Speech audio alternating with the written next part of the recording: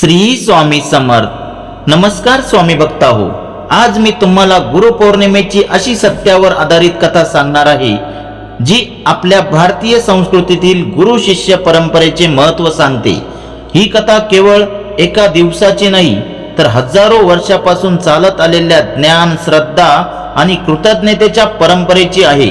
असे मानले जाते की आषाढ पौर्णिमेच्या दिवशी महर्षी वेदव्यासांचा जन्म झाला। त्यांनी वेदांचे संकलन केले, महाभारतासारख्या महान ग्रंथ रचला आणि संपूर्ण मानव जातीला ज्ञानाचा अमूल्य वारसा दिला। म्हणूनच हा दिवस व्यास पौर्णिमा किंवा गुरुपौर्णिमा म्हणून साजरा केला जातो।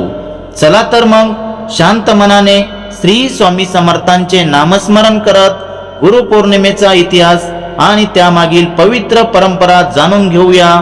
श्री स्वामी समर्थ। मित्रांनो, वर्षभरात अनेक सण येतात, पण असा दिवस आहे का जो देवापेक्षाही गुरुचे स्थान किती महान आहे याची आठवण करून देतो। तो दिवस म्हणजे गुरुपौर्णिमा। पण हा दिवस नेमका का साजरा केला जातो, यामागे कोणता इतिहास आहे? चला हजारो वर्षापूर्वीच्या भारतात जाऊया। प्राचीन भारतात गुरुकुल ही शिक्षणाची केंद्रे होती। त्या काळी आज सारख्या शाळा, महाविद्यालये किंवा विद्यापीठे नव्हती। विद्यार्थ्यांना शिक्षणासाठी गुरुकुलात जावे लागे। ते अनेक वर्ष गुरुच्या आश्रमात राहून शिक्षण घेत असत। गुरु शिष्यांना फक्त वाचन लेखन शिकवत नसत, ते त्यांना सत्य, धर्म, संयम, कष्ट, शिस्त, सेवा, संस्कार आणि जीवन जगण्याची योग्य पद्धत शिकवत असत। त्यामुळे गुरूंचे स्थान आई वडिलांइतकेच नव्हे तर अनेकदा देवापेक्षाही श्रेष्ठ मानले जाते। याच भारतभूमीवर एक महान ऋषी जन्माला आले। त्यांचे नाव होते महर्षी कृष्ण द्वैपायन वेदव्यास। असे मानले जाते की त्यांनी विशाल वेद ज्ञानाचे संकलन करून त्याचे 4 वेदांमध्ये विभाजन केले: ऋग्वेद, यजुर्वेद, सामवेद, अथर्ववेद। त्यामुळे त्यांना वेदव्यास असे नाव प्राप्त झाले। याच महान ऋषींनी जगातील सर्वात मोठा महाकाव्य ग्रंथ महाभारत रचला, 18 पुराणांचे संकलन केले आणि श्रीमद भगवतासारख्या ग्रंथाची परंपरा पुढे नेली। त्यांच्या कार्यामुळे भारतीय संस्कृतीचे ज्ञान पुढील पिढ्यांपर्यंत पोहोचले। परंपरेनुसार आषाढ महिन्यातील पौर्णिमेच्या दिवशी महर्षी वेदव्यास यांचा जन्म झाला अशी श्रद्धा आहे। म्हणून हा दिवस व्यास पौर्णिमा म्हणजेच गुरुपौर्णिमा म्हणून साजरा केला जातो। या दिवशी देशभरातील ऋषी, मुनी, साधू, संत आणि शिष्य आपल्या गुरूंना वंदन करत असत। गुरूंच्या चरणी फुले अर्पण केली जात, आशीर्वाद घेतला जाई आणि ज्ञानाचा प्रसार करण्याची प्रतिज्ञा केली जाई। काळ बदलला पण गुरूंचे महत्त्व कमी झाले नाही। भगवान श्रीरामांना महर्षी वशिष्ठ यांचे मार्गदर्शन लाभले। भगवान श्रीकृष्णांनी गुरु संदीपानी यांच्या आश्रमात शिक्षण घेतले। छत्रपती शिवाजी महाराजांना राजमाता जिजाऊंचे संस्कार आणि समर्थ रामदास स्वामींचे मार्गदर्शन लाभले। या सर्व उदाहरणातून गुरूंचे स्थान किती उंच आहे हे स्पष्ट होते।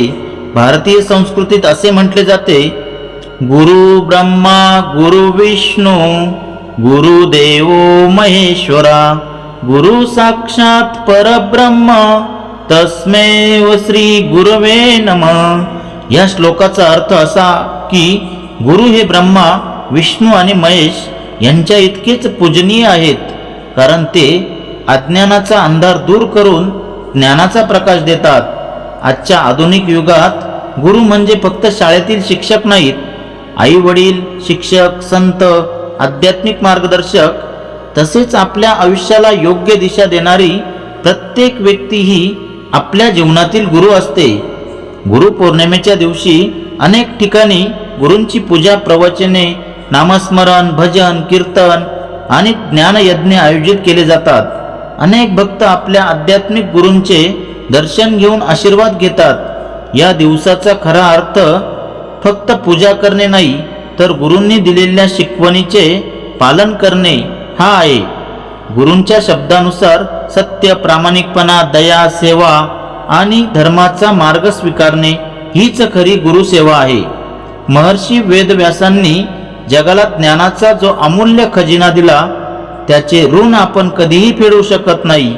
म्हणूनच प्रत्येक वर्षी आषाढ पौर्णिमेला संपूर्ण भारत त्यांना आदरांजली अर्पण करतो आणि गुरूंच्या चरणी कृतज्ञतेने नतमस्तक होतो.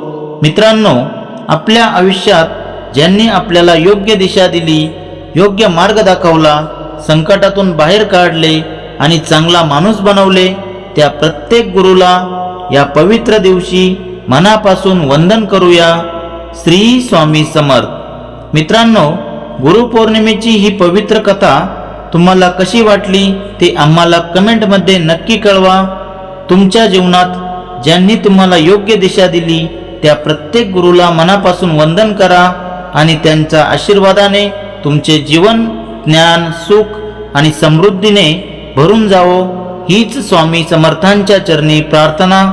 जर हा व्हिडिओ तुम्हाला आवडला असेल तर तो आपल्या मित्रपरिवारासोबत नक्की शेअर करा, जेणेकरून गुरुपौर्णिमेचा हा पवित्र संदेश अधिकाधिक लोकांपर्यंत पोहोचेल. अशाच भक्तिमय कथा, श्री स्वामी समर्थांचे अनुभव आणि आध्यात्मिक माहिती पाहण्यासाठी आपल्या चॅनलला सबस्क्राईब करा आणि बेल आयकॉन दाबायला विसरू नका. चला, शेवटी सर्वजण एकदा मनापासून म्हणूया, श्री स्वामी समर्थ, श्री स्वामी समर्थ, श्री स्वामी समर्थ.